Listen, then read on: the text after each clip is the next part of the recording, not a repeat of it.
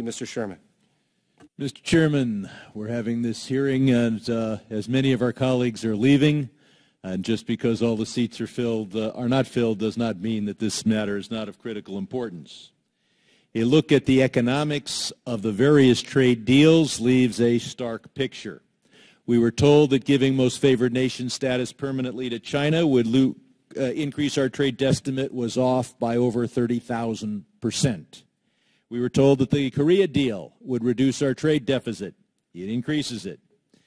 And now we can't even find an economist who says that this deal will reduce our trade deficit or increase jobs. So instead, they're telling us that somehow this increases national income, but of course not the income of those who need jobs. The economic case for this agreement is so incredibly weak that even with the vast majority of economists already on the payroll of those who are pushing it, they can't make an economic case. And so we are given other reasons. We are told, isn't it wonderful to have a deal with the rules that came from the United States? And it is true that many of the approaches behind this agreement were written on Wall Street. That we should take pride in such rules is like turning to citizens from Madrid and saying, take pride in the Spanish flu. Because these rules have decimated the millions and millions of American middle-class families. We need fair trade, not what is called free trade. And the choice is not between the status quo and digging in further, but instead we have the lowest tariffs, many of them we can raise, in an effort to force countries to adopt fair trade, results-oriented trade agreements. When you're in a hole, and we have the biggest trade deficit hole imaginable, it's time to stop digging. Then we're told, oh, well, yes, it's a terrible economic deal, but think of how it helps us geopolitically against China. No, this is a deal that helps China. First, look at the rules of origin in the Korea agreement, and what we would expect to see as rules of origin here. Goods that are 65% admitted made in China, which means they may be 70, 80, 90% made in China. They get a made in Korea tag put on them. That's the value added in Korea. They come into our country duty-free, and we get no benefits, no access to the Chinese market. This is a free trade agreement on steroids with China one way. Then the agreement says nothing about currency manipulation, so it enshrines the Chinese idea that currency manipulation is just fine. And those who violate the law by refusing to designate China as a currency manipulator come up with a PowerPoint presentation to show me that China is cheating, but they're cheating less. So let's not do anything about that. Folks, imagine trying that on your spouse. Honey, I'm cheating less. Here's my PowerPoint demonstration, mistresses per month, sharply declining. Wouldn't work. Cheating less is not a good way to argue that we should continue this process. So the idea that we can give away jobs and that proves how geopolitically strong we are is rather crazy. And finally, we look at statistics.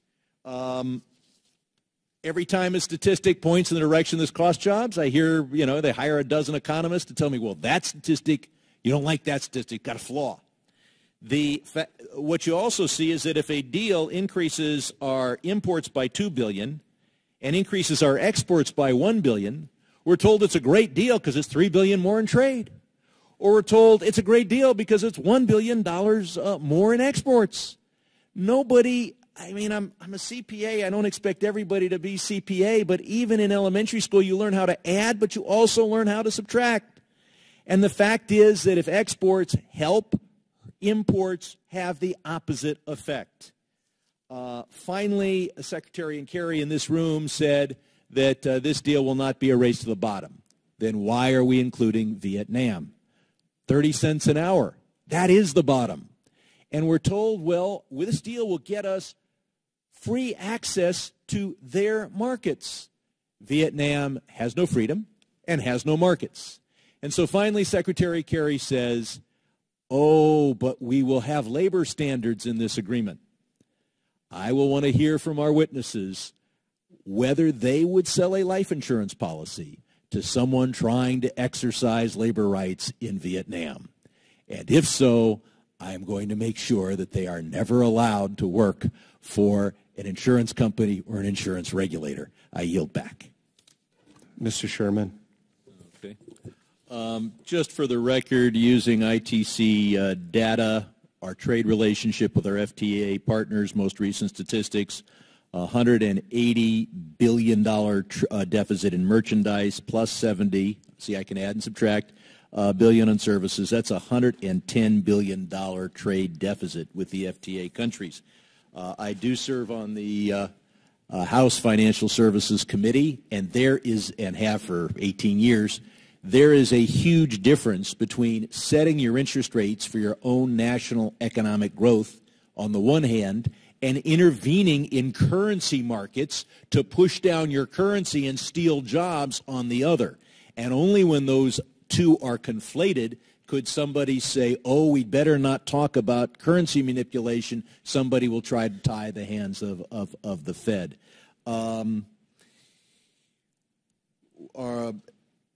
And I would point out that the statistics I gave you don't even count the re-exports, situations where goods are brought into the United States for transit, often to a Latin American country.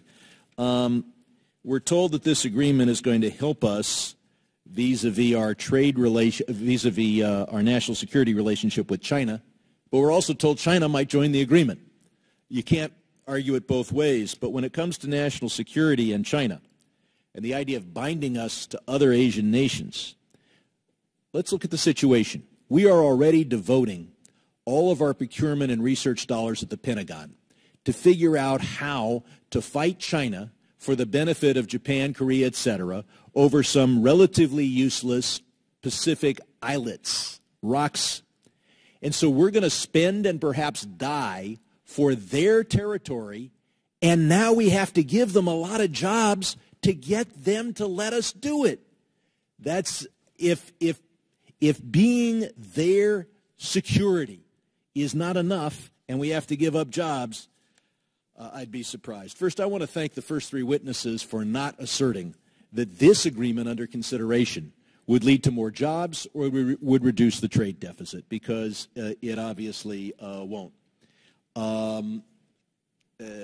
Ms. Overbly has made the point that workers are discouraged and they're not entering the workforce. The reason for that is low wages, and the reason for that is the trade policy that we've suffered. For every job we lose in these trade agreements, there are 10 others where people don't get raises because their employer is able to say, I may move to China, or I have to compete with China, or I have to compete with the free trade agreement from Korea, etc. And so wages are low, and you end up with low participation rates. As to national security is not just figuring out how to fight over rocks in the Pacific. It is also Iran. And there's one thing Obama and Netanyahu agree on, and that is the key thing here is sanctions. They just disagree on how to modulate them in order to get what they hope is a good deal. Under these fair trade agreements, those provisions of our sanctions aimed at U.S. contractors could be swept away. Dr. Barfield, is there anything in the agreement that you're aware of that will say that those U.S. sanctions, particularly government procurement sanctions, will be fully enforced notwithstanding the FTA? Well, the government procurement is one of the things that's being negotiated in the Okay. TPP. All of our past free trade agreements open giant loopholes in the number one national security effort of this country, and that is imposing sanctions on Iran until we get a good deal. Ms. Drake, what's it like to be a labor organizer in Vietnam? And I realize just because you work for the AFL-CIO doesn't mean you're in the organizing department, but you might know some of those folks. Good question. I mean, the real thing that you're risking that you're not necessarily risking here in the United States is you can be arrested. And when you're arrested, there are issues of extrajudicial killings and beatings by the police in Vietnam. But really, you just don't have the opportunity to say, we want our own union, we want an independent union, we want to get together and work with each other for better. There is one national federation, the VGCL, and it's really an arm of the government. And while it does function, it doesn't function as a union. It sort of makes sure that you get birthday cake at work. Say, workers here need more safety, they need more money, they need better benefits. These are the things that workers need. A number of the witnesses gave us a tremendous picture of how Asia is big, important, dynamic, and growing in every respect. Couldn't agree with you more. That's why we needed to use the threat of dramatically increased tariffs, and even with the WTO, we can, whether we choose to or not, just impose them or threaten to impose them in order to secure free trade agreements. And so I look forward to us having the right trade policy toward this important and dynamic region. And finally, we have a huge trade deficit. We used to blame the U.S. federal deficit.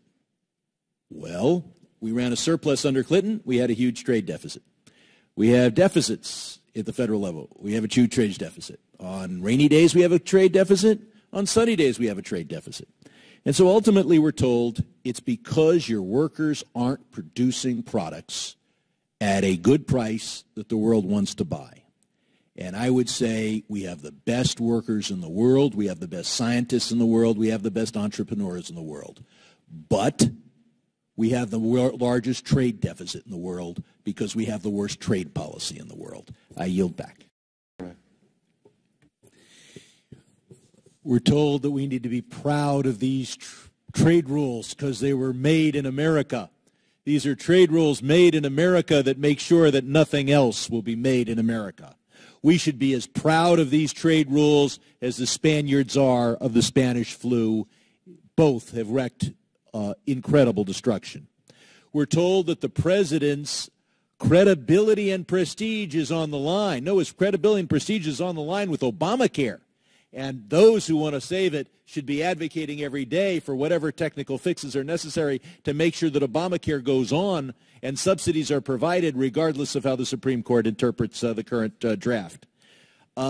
We are told that the only choice is between the failure we currently have and the failure that's being proposed. No one here, with the exception of Ms. Drake, even acknowledges the fact that I proposed a different trade approach. That is to say, to threaten to raise dramatically our tariffs with or without compliance to WTO as necessary to force countries to enter into fair trade agreements. We're told that there are these non-tariff barriers. And so our response is to eliminate the only barriers we have and get killed one at a time with these non-tariff barriers as if we can change this one and they've got that one. And we only see the ones they published. Most of them are on the phone where individual companies are told not to buy American goods. The way to deal with the non-tariff barriers is to have results-oriented trade agreements. Buy our stuff or don't sell in our markets.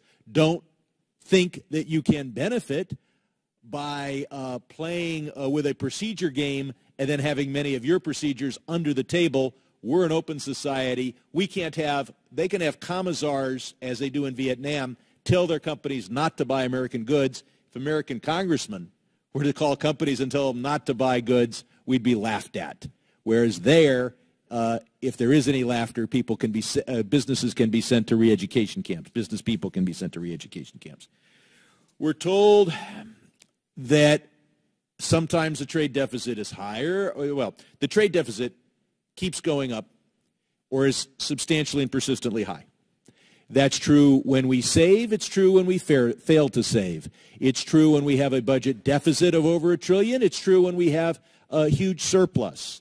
It's true when we have a huge surplus and are saving, and our trading partners are running 3, 4, 5% of GDP deficits, and they are not saving.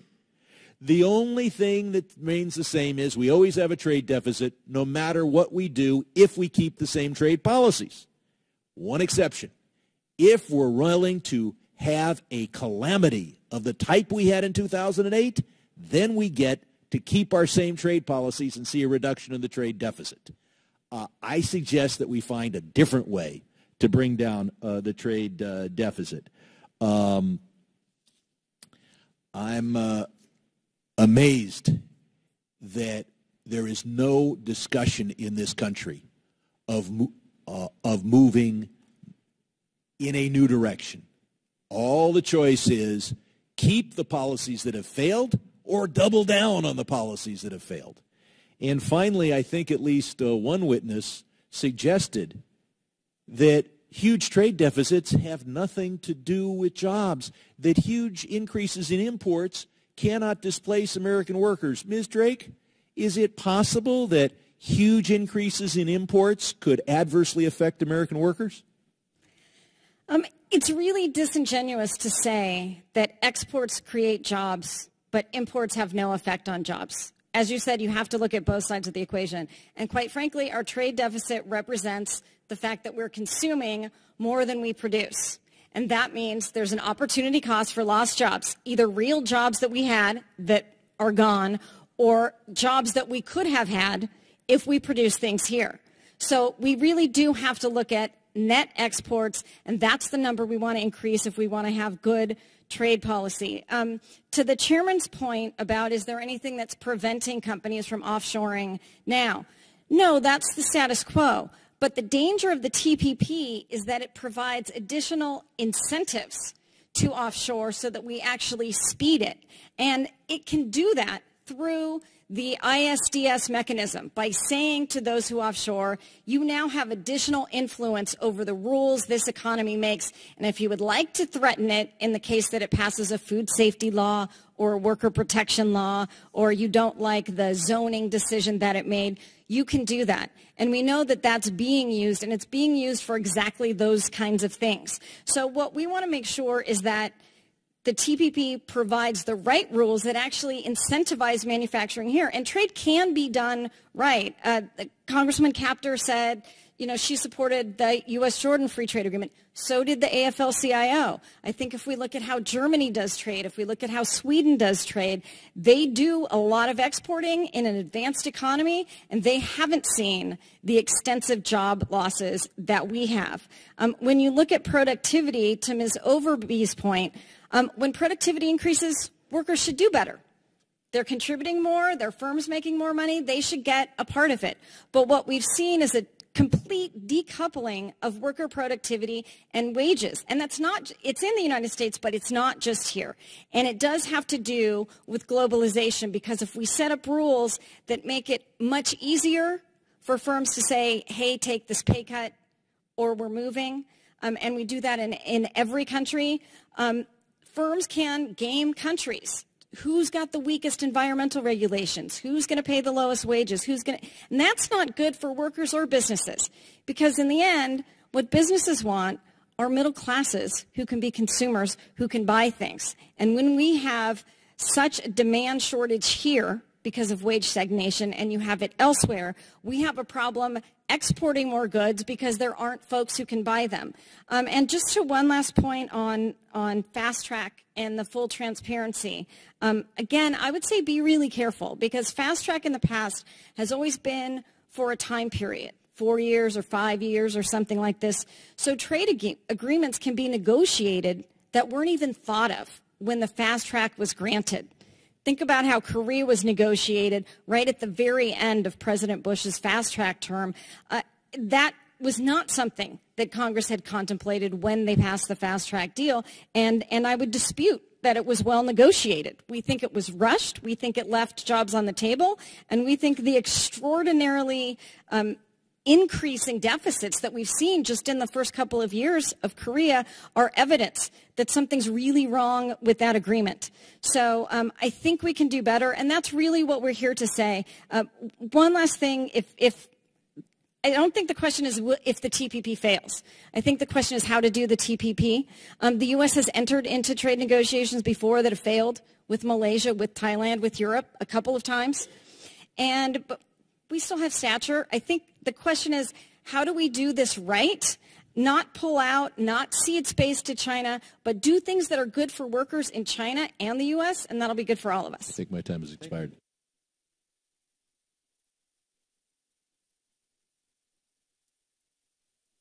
Mr. Chairman, but I can't thank you.